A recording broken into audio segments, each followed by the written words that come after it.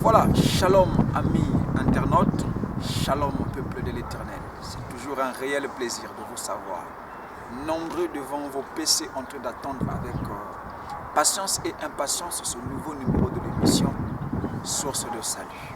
Alors ce soir, bien-aimés dans le Seigneur, nous allons décortiquer avec vous un thème très important, mais toujours dans la continuité de notre thème que nous avions abordé la semaine passée, intitulé « L'impuissance et l'inutilité de la loi de Moïse ».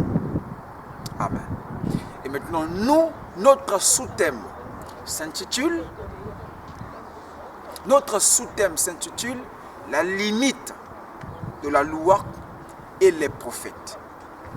Alors, bien-aimés dans le Seigneur, avant que je ne commence, j'aimerais expliquer ceci. Il est écrit dans 2 Corinthiens, chapitre 3, le verset 6. Là-bas, l'apôtre Paul explique quelque chose. Il dit ceci, que l'Éternel nous a rendus aussi capables d'être ministres d'une nouvelle alliance. Pas celle de la lettre, mais celle de l'esprit. Parce que la lettre tue, mais l'esprit vivifie. Amen. Je réitère. 2 Corinthiens chapitre 3, le verset 6. Là-bas, poussé par le Saint-Esprit, l'apôtre Paul explique que le Saint-Esprit, que Jésus-Christ, que Dieu nous a aussi rendus capables d'être ministres. Alléluia. Donc les capacités d'expliquer les Saintes Écritures, les capacités d'annoncer les écrits, comme je suis en train de faire, c'est Dieu qui nous a donné ces capacités-là, d'être ministre d'une nouvelle alliance.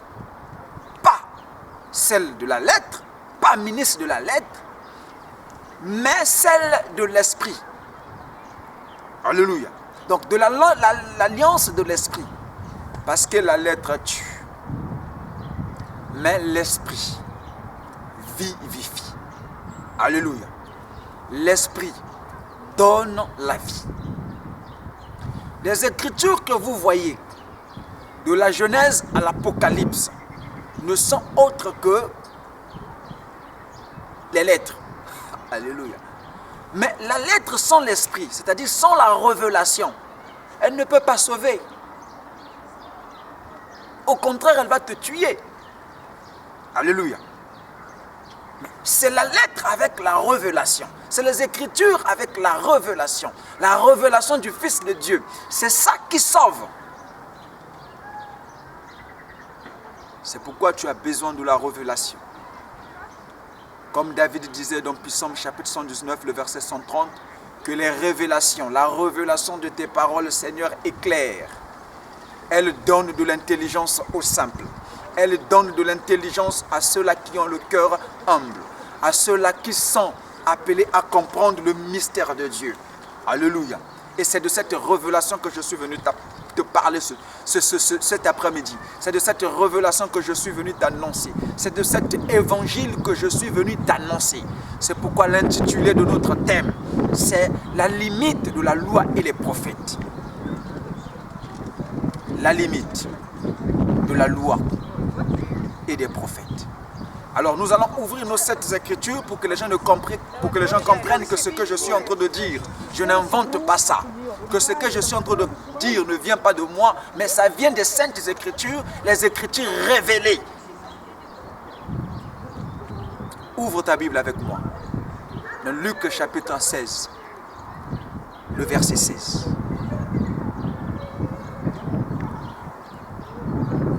Luc chapitre 16, le verset 16. Tu peux ouvrir, bien-aimé dans le Seigneur.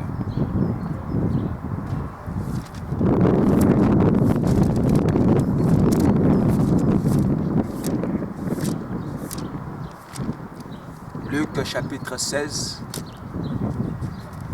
le verset 16.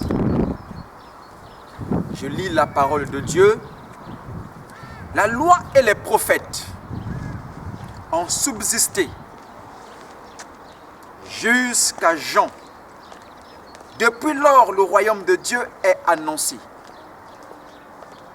Et chacun use de violence pour y entrer. Alléluia. La loi et les prophètes ont subsisté jusqu'à Jean le Baptiste. Depuis lors, le royaume de Dieu est annoncé. Et chacun use de violence pour y accéder. J'aimerais que les gens me comprennent avec attention. J'aimerais que les gens me suivent avec attention. Là, ce n'est pas moi qui parle. Là, ce n'est pas n'importe qui parle dans ce verset. Mais c'est le Seigneur Jésus lui-même qui parle. Qui dit de sa propre bouche que la loi et les prophètes ont subsisté. Vous qui parlez bien français, vous comprenez le mot survivre, subsister. On vécu même difficilement. Alléluia. Jusqu'à Jean-Baptiste. Et dès lors, c'est le royaume de Dieu maintenant qui est annoncé. Ce sont les violents qui s'en emparent. La limite de la loi et les prophètes. Alléluia. La limite ici, c'est une ligne qui détermine la fin de quelque chose. Vous qui êtes intellectuel. Alléluia. Donc la limite de la loi et les prophètes ici, nous voulons simplement montrer là où s'arrêtait la loi de Moïse et les prophètes. Donc, là où les prophètes s'arrêtaient, là où la loi s'arrêtait. La loi n'était pas donnée pour être éternelle. Alléluia. La loi de Moïse n'avait pas été donnée pour être éternelle. Les prophètes aussi ont annoncé des choses. Alléluia. Ces choses-là ne devaient pas être éternelles. Ces choses-là devaient avoir ses limites, devaient avoir son accomplissement. Parce que nous nous rendons compte, comme s'il y a de l'amalgame là-dessus. Les gens n'arrivent pas à faire la différence entre la loi de Moïse, les prophètes et la grâce de Dieu. Mais en toute humilité, avec la grâce que Dieu nous a accordée, nous venons ce soir pour, à la lumière des Saintes Écritures, éclairer le peuple de Dieu. Il est écrit dans Jean chapitre 8, verset 32, que vous connaîtrez la vérité vous affranchira. Vous connaîtrez la vérité vous rendra libre. Les limites, là où s'arrête la loi de Moïse et les prophètes. Alléluia. La loi de Moïse a été donnée juste pour un temps. Les Écritures le disent. Les Écritures sont claires là-dessus. Galates chapitre 3, nous allons voir avec vous. Galates chapitre 3. Ouvrez vos Écritures dans Galates chapitre 3. Le verset 15 jusqu'à 19. Frères, je parle à la manière des hommes. Une disposition en bonne forme, bien que faite par un homme, n'est annulée par personne et personne n'y ajoute. Or, les promesses ont été faites à Abraham et à sa postérité. Il n'est pas dit aux postérités comme s'il s'agit de plusieurs. Mais, en tant qu'il s'agit d'une seule, et à ta postérité, c'est-à-dire Christ. Voici ce que j'entends. Une disposition que Dieu a confirmée antérieurement ne peut être annulée et ainsi la promesse rendue par la loi survenue 430 ans plus tard. Car l'héritage venait de la loi. Car si l'héritage venait de la loi, il ne viendrait plus de la promesse. Or, c'est par la promesse que Dieu a fait à Abraham ce don de sa grâce. Pourquoi donc la loi? Voilà. Elle a été donnée ensuite à cause des transgressions jusqu'à ce que vint la postérité à qui la promesse avait été faite. Elle a été promulguée par les anges au moyen d'un médiateur. Alléluia. Ici, l'apôtre Paul est clair. Il explique d'abord la promesse que Dieu a faite à Abraham. Nous sommes là dans Genèse chapitre 22, le verset 18. Quand il a été demandé à Abraham de sacrifier son fils Isaac, et Abraham a obéi à la voix de l'Éternel. Abraham a obéi, combien même qu'il avait eu cet enfant difficilement, l'enfant qu'il a eu dans sa vieillesse, la promesse de Dieu, mais Dieu lui met à l'épreuve. Alléluia. Bien-aimé, Dieu est capable de mettre à l'épreuve. Dieu est capable de te prouver pour savoir si tu l'aimes réellement ou tu ne l'aimes pas. Abraham a eu l'enfant difficilement. Mais la Bible dit dans Genèse chapitre 22 que la parole de Dieu fut adressée à Abraham. Abraham, prends ton seul fils, le seul que tu aimes. Alléluia. Sacrifie-le-moi. Et la Bible dit qu'Abraham n'a pas résisté à la voix de l'Éternel. Il a pris l'enfant pour sacrifier. Pendant qu'il allait sacrifier l'enfant, alors l'Éternel lui a parlé. Ne fais pas le mal à l'enfant. Maintenant je comprends, alléluia, que tu m'aimes. Mais la Bible dit comme il ne pouvait pas jurer par lui-même. Le verset 18, il dit à Abraham, je te jure, je donnerai à ta postérité tout ce que tu vois et les pays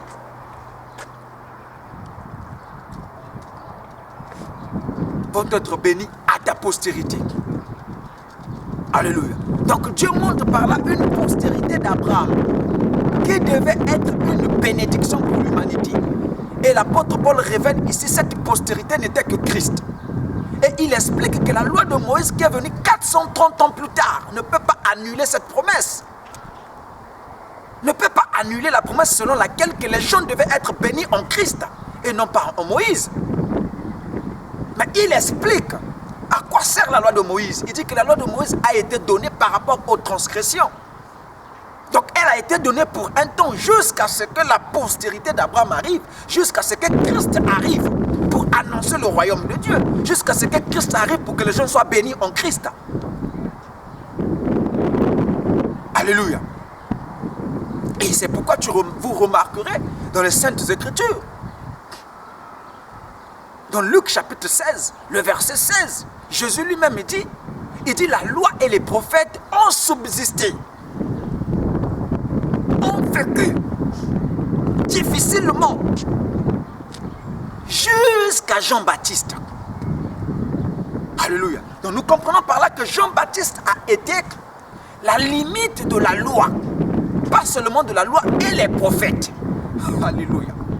Pourquoi et les prophètes? Parce que tous les prophètes, en commençant de Moïse lui-même, d'abord depuis Genèse, tous les prophètes parlaient de Christ qui devait venir. Souvenez-vous lorsque Adam et Ève ont péché, dans Genèse chapitre 3 verset 15, là-bas il est écrit que l'Éternel Dieu dit à Satan que je mettrai l'inimitié entre ta postérité et celle de la femme. Alléluia. Et la postérité de la femme t'écrasera la tête, toi tu vas le mort au talon. Et la postérité de la femme que Dieu parlait là-bas, il annonçait déjà Christ qui devait venir mourir à la croix pour sauver l'homme du péché. Et Christ qui est venu par une femme. Ésaïe chapitre 7, le verset 14, il est écrit, l'Éternel Dieu lui-même vous donnera un signe. Une femme, une jeune femme, une vierge tombera enceinte. Alléluia. Il enfantera un enfant. On l'appellera Emmanuel, c'est-à-dire Dieu avec nous. Dieu parmi nous. Jésus-Christ était Dieu fait homme. Alléluia. Jésus-Christ était Dieu parmi les hommes. Selon Jean chapitre 1 verset 14, il est écrit la parole a été faite chair. Elle habitait parmi nous pleine de grâce et de vérité. Dieu s'était fait homme. Et Jésus lui-même ici, il explique dans Luc chapitre 16 verset 16 que la loi et les prophètes ont vécu, ont subsisté jusqu'à Jean. Ont fait leur époque. Ils ont régné. Depuis Exode jusqu'à Jean-Baptiste. C'était l'époque de la loi. Maintenant, dis-moi, toi l'église, toi chrétien, toi l'église, est-ce que toi tu as subsisté à cette époque? Est-ce que tu as vécu, est-ce que l'église a vécu à cette époque? Dites-moi, est-ce que l'église a vécu à cette époque? Vous, l'église, les chrétiens, vous qui voulez vivre sous la loi de Moïse, est-ce que vous avez vécu à cette époque? Ne confondons pas les choses, mon ami, mes bien-aimés dans le Seigneur. L'église est née le jour de la Pentecôte. Dans Actes des Apôtres, chapitre 2, à partir du verset 37. Là-bas, Pierre prêcha le premier sermon de l'église. Lorsqu'il annonça l'évangile, la Bible dit que les hommes et les femmes eurent le cœur vivement touché. Permettez, bien-aimés, que j'enlève le manteau. Permettez, s'il vous plaît, parce qu'il ne fait plus froid. Permettez, s'il vous plaît, mes bien-aimés dans le Seigneur.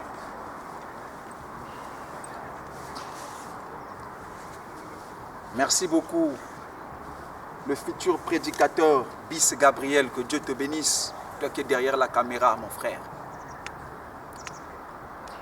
Alléluia. Dites-moi, est-ce qu'à cette époque-là, l'église existait encore?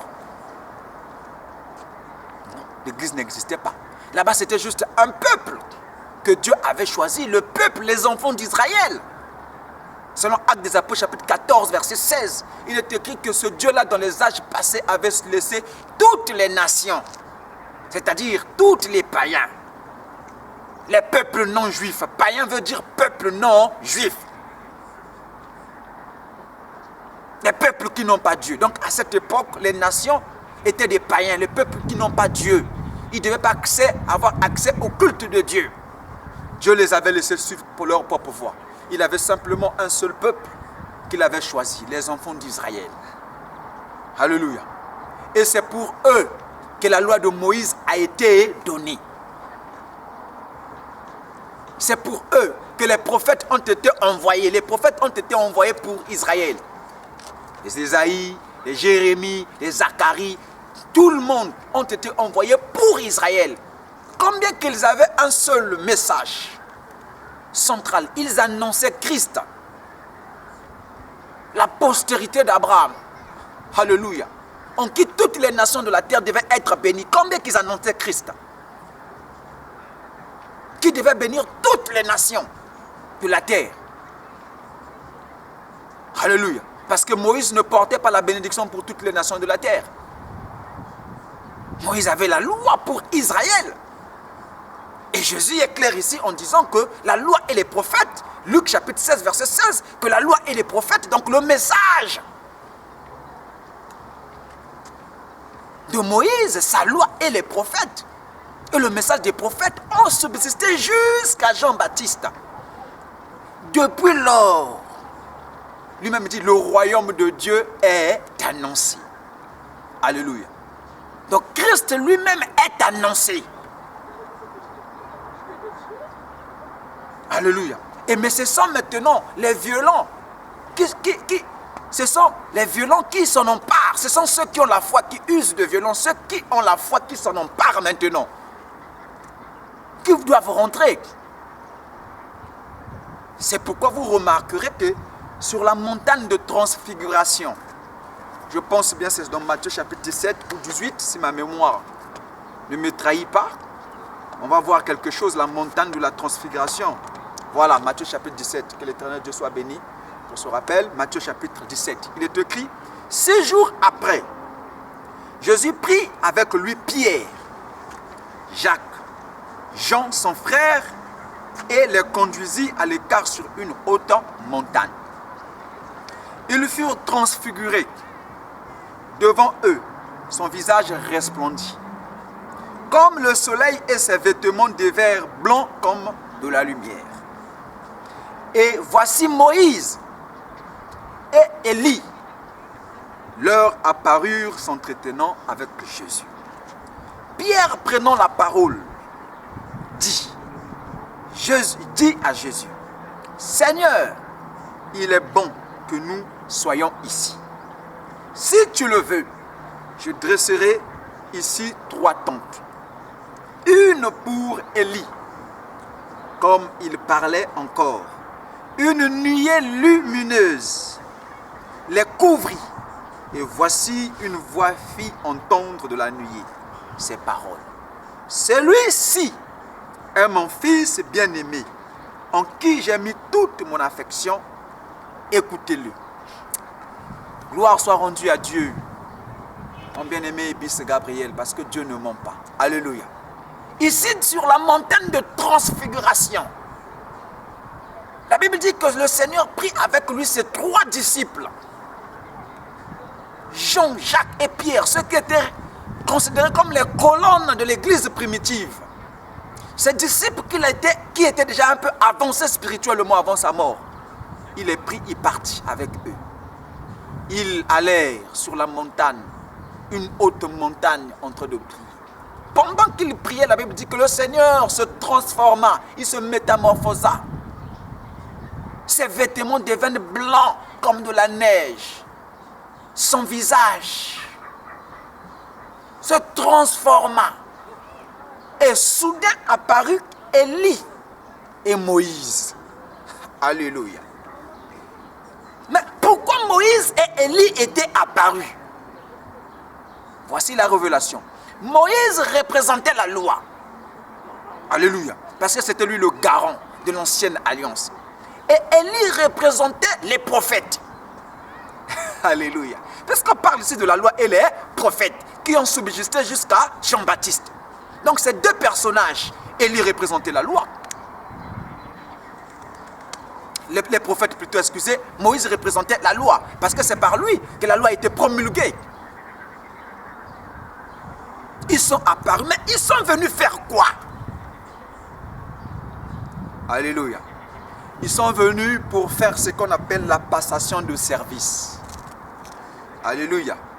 La nature nous enseigne que quand un ministre quitte ses fonctions et l'autre qui arrive pour le seconder, pour le remplacer, il doit y avoir ce qu'on appelle la passation de service. Donc comme c'est une nouvelle alliance qui commençait, donc un nouveau message, il faut qu'il y ait passation de service.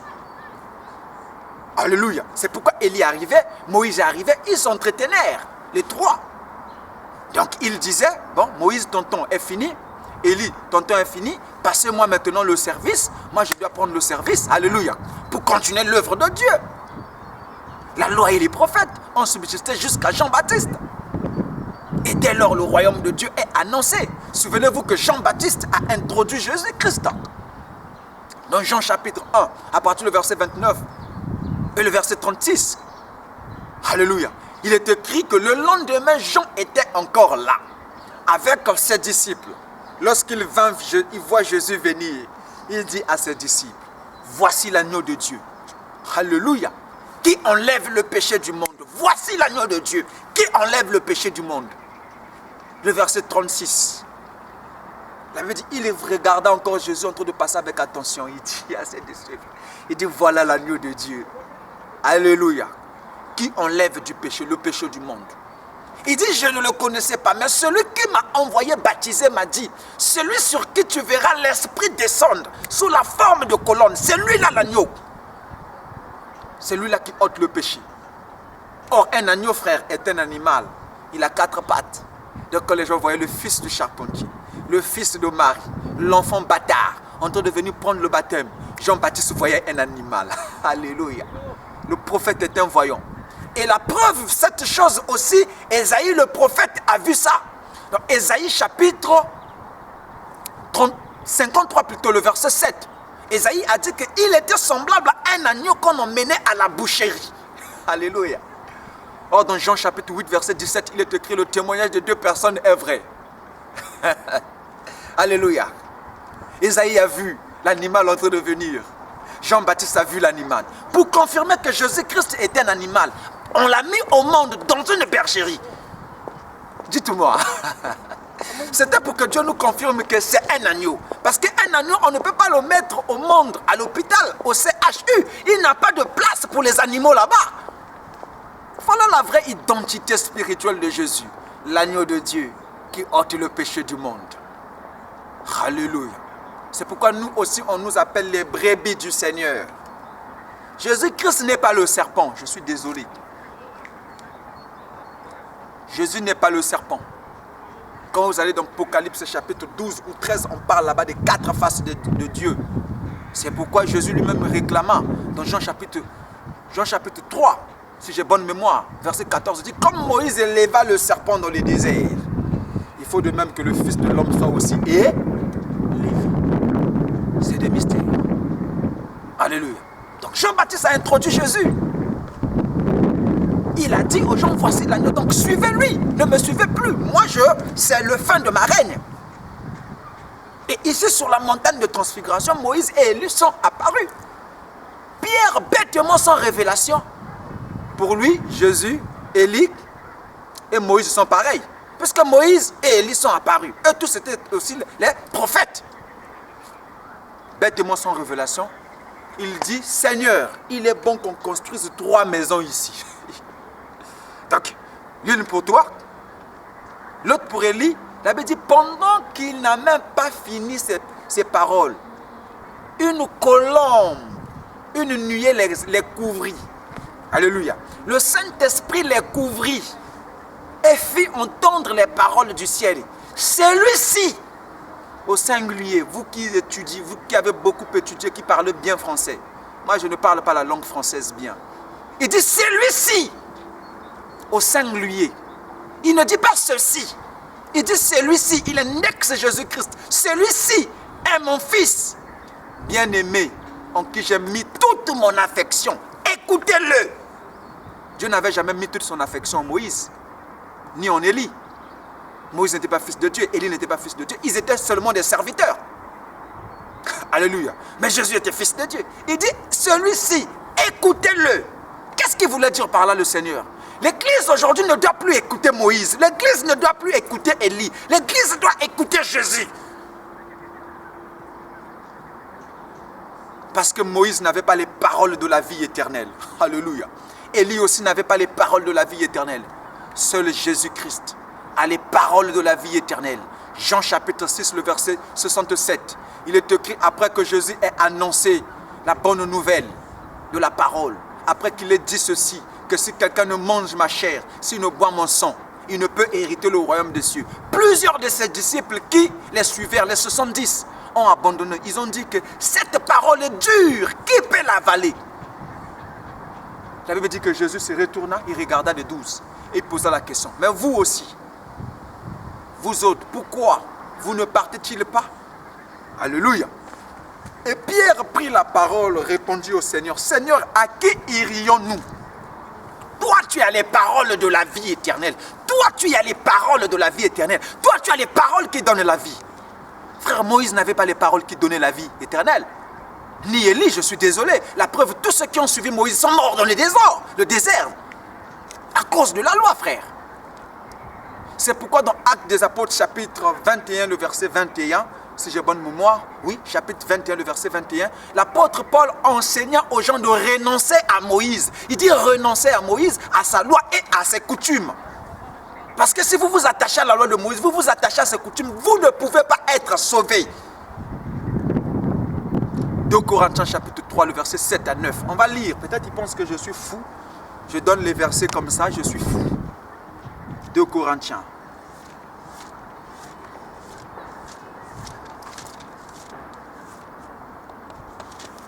Oui, bien-aimé Gabriel, 2 Corinthiens, chapitre 6, le verset, et 2 Corinthiens, chapitre 3 plutôt, le verset 6.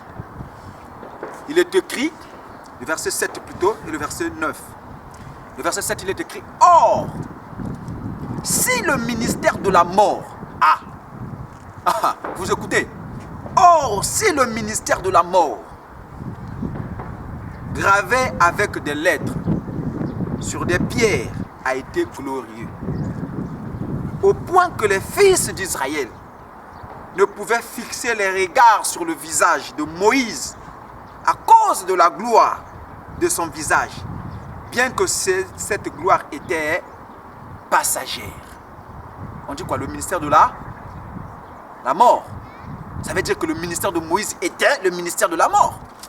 Il dit, si le ministère de la mort, gravé avec des lettres sur des pierres, Il fait allusion quoi? La loi de Moïse, c'est elle qui a été gravée sur des pierres avec des lettres. Combien même ce ministère a été glorieux, combien même là-bas il y avait des miracles. Et il dit que cette gloire était même passagère. La gloire là n'était pas éternelle. Alléluia. Parce qu'il y a une gloire qui devait venir éternelle. C'était la gloire de Jésus. Jusqu'au point où les enfants d'Israël ne pouvaient pas fixer le visage sur les regards sur le visage de Moïse. Verset 8, il dit, combien le ministère de l'Esprit ne sera-t-il pas plus glorieux? Ah, le ministère de quoi? De l'Esprit. Donc le ministère de Moïse n'était pas le ministère de l'Esprit. C'était le ministère charnel. C'est pourquoi dans 2 Corinthiens chapitre 3, le verset 6, l'apôtre Paul explique, il nous a aussi rendus capables à être ministres d'une nouvelle alliance. Non de la lettre, mais de l'esprit. Car la lettre tue, l'esprit vivifie. Alléluia. Donc la lettre qui disait ici que ça tue, là l'esprit vivifie, il faisait seulement allusion à la loi de Moïse qui était les lettres, frère. Combien, le verset 8 dit, combien le ministère de l'esprit ne sera-t-il pas plus glorieux? Verset 9. Si le ministère de la condamnation a été glorieux, le ministère de la justice est de beaucoup plus supérieur en gloire. Pour résumer, l'apôtre Paul, alléluia, dit que le ministère de Moïse, c'était le ministère de la mort et le ministère de la condamnation. C'est pas moi qui le dis. 2 Corinthiens, chapitre 3, le verset 7 à 9. Donc, si vous voulez suivre Moïse, vous mourrez. Parce que Moïse ne vous donnera pas la vie. Il ne vous donnera que la mort. C'est pourquoi depuis que tu pries Dieu dans la loi de Moïse, rien ne marche. Tu es pauvre et malheureux. Culpabilité. Pourquoi? Mais à cause de cette loi. Alléluia. La limite de la loi de Moïse et les prophètes.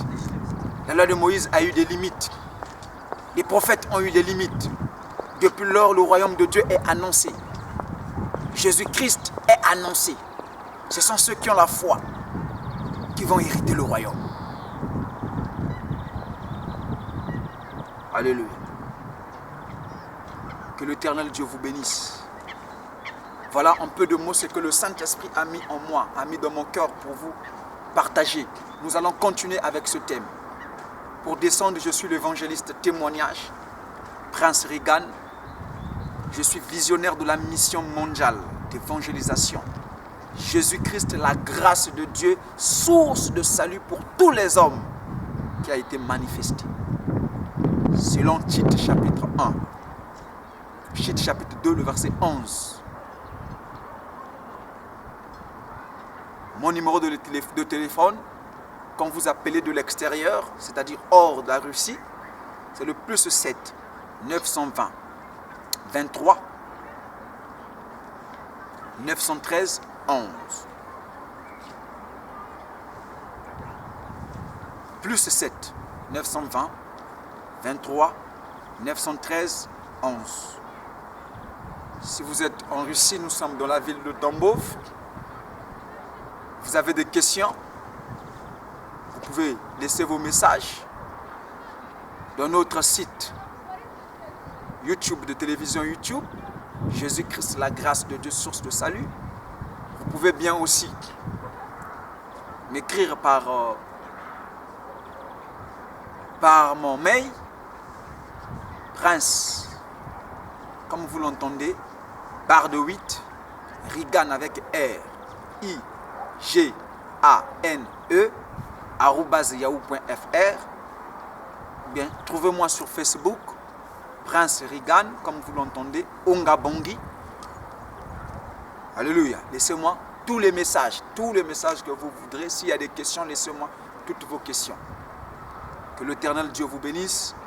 On se retrouve la semaine prochaine, à la même heure, sur la même chaîne, avec le même plaisir.